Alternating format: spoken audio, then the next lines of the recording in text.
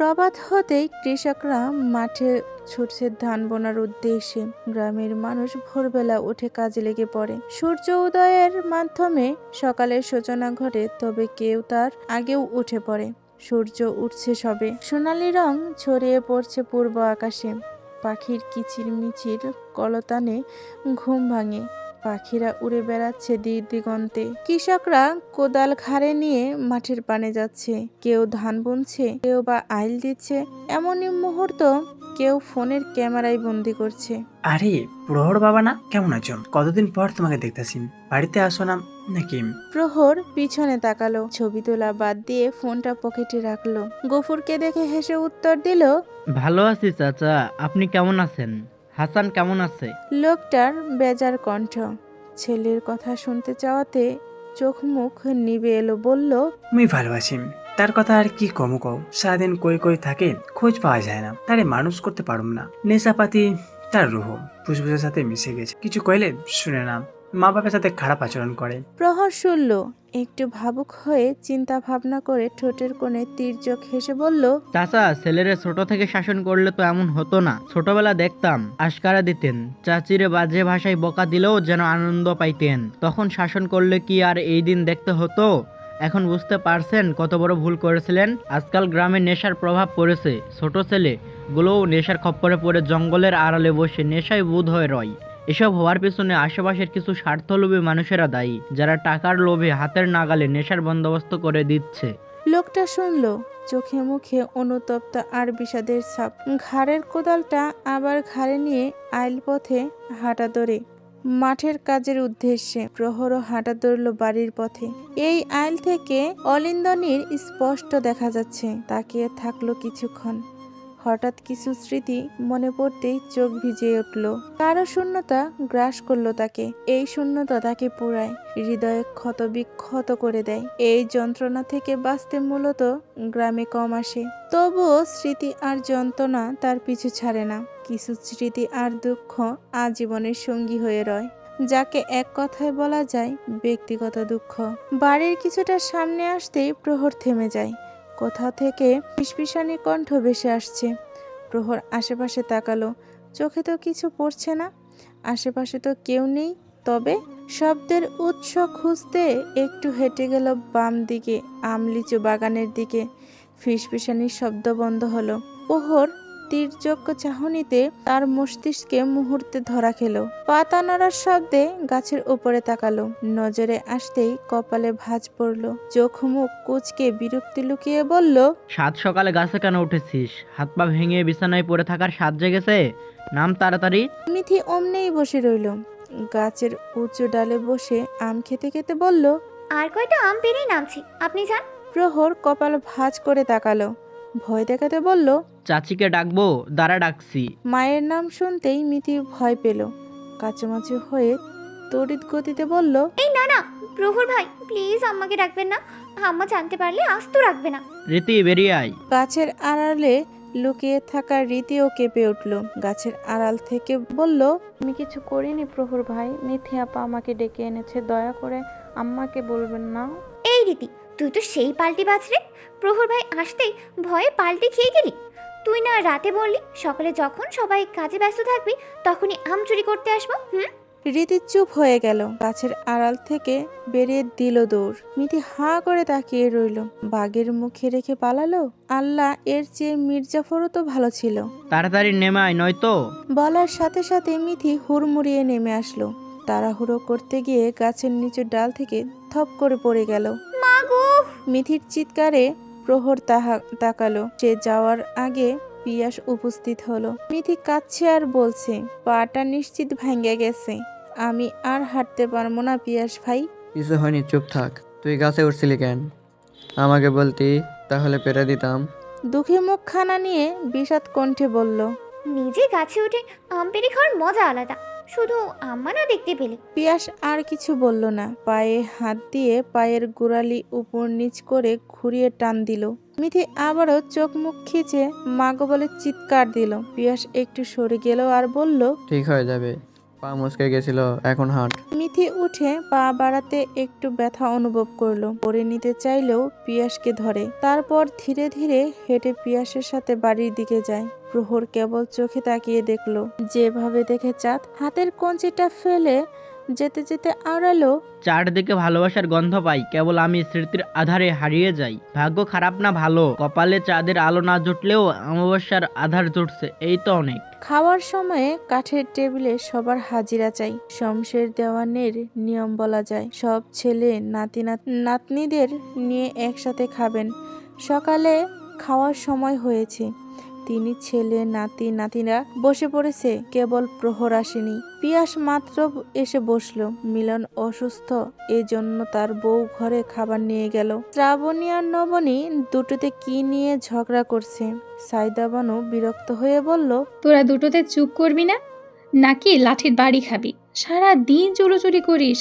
দেখ তো শালীন কেন চুপচাপ থাকে, ওর মতো চুপচাপ থাকতে পারিস না? শমশের দেওয়ান প্রহরকে আসতে না দেখে পিয়াসকে বলল, প্রহর কোথায় দেখতো, খেতে রেখে নিয়ে আয়। পেটে ক্ষুধা লাগলে আসতো, সে কি জানে না সবাই একসাথে খায়? প্রতিবার আসলে এমন নাটক করে কেন? আমরা সব বসে থাকি তার নাটক দেখার জন্য। মেরিনা অরুণাকে চুপ করতে বললেন। সামনে শ্বশুর আছেন, সে মুখ বাঁকালো। কেন জানি প্রহরকে সে পছন্দ করে না। মেজ ভাইয়ের কথায় শমশের দেওয়ান রুষ্ট হলেন, চোখ মুখ শক্ত করে তাকালেন। ছেলেকে উদ্দেশ্য করে বলল, এমন কথা পরবর্তী কখনো শুনলে এই বাড়িতে তোমার বউয়ের জায়গা হবে না সাহার। তাকে বলে দাও সেও এই বাড়ির একজন। যা পিয়াস, প্রহরকে ডেকে নিয়ে আয়। পিয়াস উঠল, যেতে পা বাড়াতেই দেখলো তার মা সুচরিতা বেগম প্রহরকে নিয়ে আসছে। কি যেন বলছে আর হাসছে দুজনে। সুচরিতার সাথে প্রহরের বেশ ভাব ছোটবেলা থেকেই। তিনি ছেলের মতো ভালোবাসেন, আগলে রাখেন, হয়তো এজন্যই এ বাড়িতে ভালোবাসা বলতে তার কাছেই পায়। আয় বসতো, না খেয়ে শুকিয়ে গেছিস। বাড়িতে আসিস না? কাছে হলে ভালো মন্দ রেঁধে পাঠাতে পারতাম, কিন্তু অনেক দূরের পথ যে। প্রহর হেসে বসলো। বাড়ির বউরা সবাইকে খেতে দিল। অরুণা ভেতরে ভেতরে ফুলে রইল, মুখ ফুটে বলতে পারল না কিছু। সামনে শমশের দেওয়ান রয়েছেন, মেরিনা চুপচাপ দাঁড়িয়ে আছে। বরাবরের মতোই তার চোখে মুখে বিষাদের ছাপ, হাসে না, ঠিক মতো খায়ও না। সেলিম স্ত্রীর পানে চেয়ে দীর্ঘশ্বাস ফেললেন। তিনিও যে ভালো নেই। সুচরিতা বেগম প্রহরের খাওয়ার দাবিদারি করছে, যেন তাকে একেবারে সব খাইয়ে ছাড়বে। শমশের দেওয়ান বড় বউয়ের ব্যবহারে বরাবরের মতোই খুশি হলেন।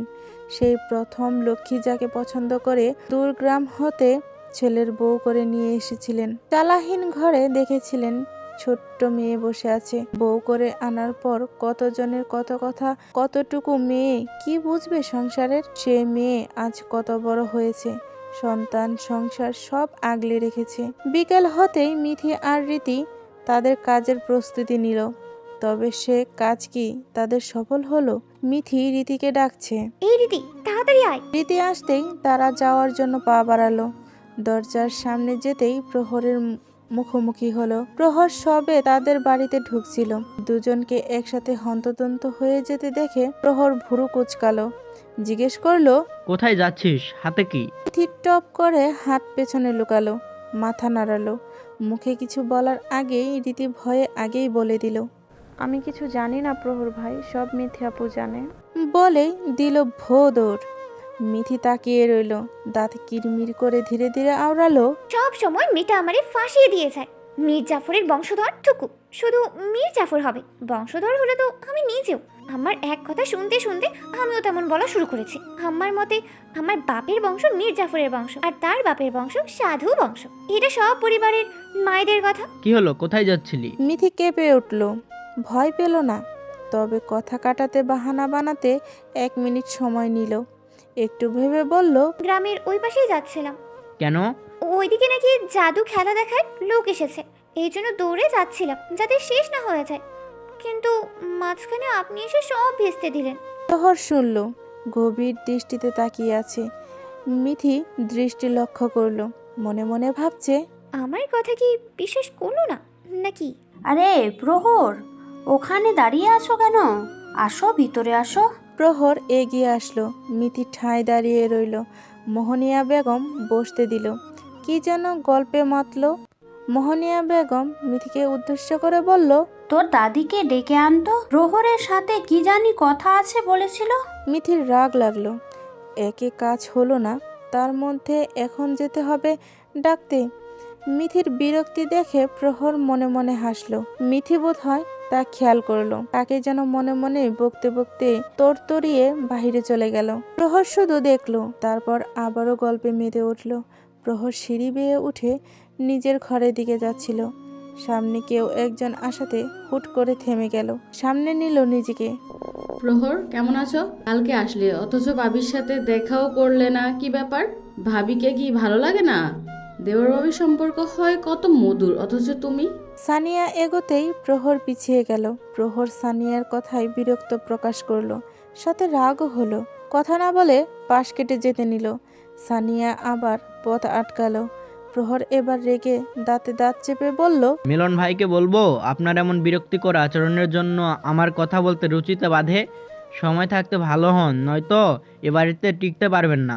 প্রহর চলে গেল, রেখে গেল ক্ষিপ্ত চাহনি। সানিয়া রেগে চলে গেল আর বলল, নাই চালচুলো, আবার দেমাগের শেষ নেই।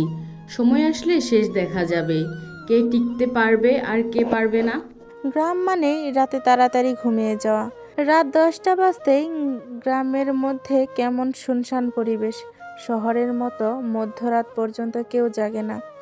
রাতে ভেসে আসে না যান্ত্রিক আওয়াজ। সবাই ঘুমিয়ে গেছে, নিস্তব্ধতা বিরাজ করছে। অলিন্দ নীরের প্রায় সকলে গভীর ঘুমে, কেবল জেগে আছে 2-1 জন। তার মধ্যে একজন প্রহর হাত ঘড়িতে টাইম দেখলো, 11টা বাজে। ছাদে থাকা কাঠের চেয়ারটা টেনে বসলো। আজ আকাশটা ভীষণ সুন্দর। আকাশে সুন্দর একখানা অর্ধ চাঁদ উঠেছে। জ্যোৎস্না রাত যেন চারপাশে ঝিকঝিক করছে। থেকে থেকে মাঠ থেকে কোলা ব্যাঙের ডাক ভেসে আসছে। প্রহর চোখ বন্ধ করলো। দুঃখের সাথে সন্ধি করতে তার এইখানে আসা। জীবনের সুখের চেয়ে দুঃখের পরিমাণ বেশি। যতটুক সুখ ছিল তা অসুখে পরিণত হয়েছিল সেদিন। তারপর থেকে আর তার জীবনে বিরাট সুখের দেখা মেলেনি। মিলেছে কেবল দুঃখের যন্ত্রণা। সুখ দুঃখের হিসাব মেলাতে গিয়ে একাকিত্ব বাড়ল। হুট করে প্রহর অনুভব করলো কেউ তার পাশে এসে দাঁড়িয়েছে। তড়িৎ গতিতে চোখ খুলল। অনাকাঙ্ক্ষিত মানুষটিকে দেখে একটু অবাক হলো। তার হাতে থাকা জিনিসটির দিকে তাকিয়ে জিজ্ঞেস করলো, কি এসব কবে থেকে চলছে? যেদিন থেকে অশ্রু ঝরানোর অভিশাপে পড়েছি, কাউকে কাঁদিয়ে সুখে থাকার চিন্তা করেছি, সেদিন থেকে আরো অসুখে মরেছি। বাঁচতে গিয়ে যেখানে হিমশিম খাচ্ছি, সেখানে সুখ ধরতে চাওয়া বিলাসিতা। তাই ক্ষণিকের সুখ নাকি উল্লাস তা জানি না, তবে ক্ষণিকের জন্য হলো অসুখ থেকে মুক্তি মিলে। প্রহর কেবল শুনল। মুখের ভঙ্গিমা দেখে বোঝা মুশকিল তার মনের মধ্যে কি চলছে। কেবলই আকাশ পানে চেয়ে বলল, সুখ সবাই চায়, কিন্তু পাই কয়জন? অসুখ কেউই চায় না, তবু পিছু ছাড়ে না। সুখ আনন্দ দেয়, অসুখ দেয় যন্ত্রণা। সেই যন্ত্রণার অনলে পুরে মানুষ হয় দিশেহারা।